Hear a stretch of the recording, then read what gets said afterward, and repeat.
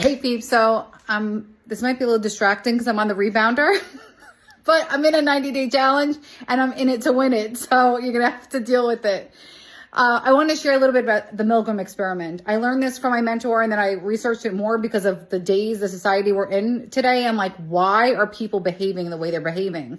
And the experiment back in the 60s was to show that people will follow those of authority, those people in white coats, even bypassing their conscience. So what happened was they had an experiment where they had a person come in and they had another, it was fake. They weren't getting electric shocks, but they were, as far as the person knew, they were going to be giving shocks to the person when they got the answer wrong.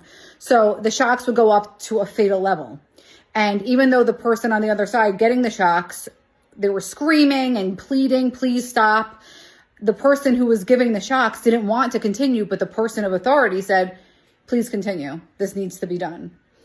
And they would go along with it. I don't remember the number. It was a ridiculously high percentage of people who bypassed their own conscience and if it was real, if the shocks were real, they would have killed the person. But they were following orders. They were basically brainwashed into believing what someone else's truth was right, even though they knew in their core it was wrong. So I thought that was a very interesting experiment, given what we're going through today in society. We need to, that's why I am really such a proponent for hypnosis, because hypnosis brings you back to yourself.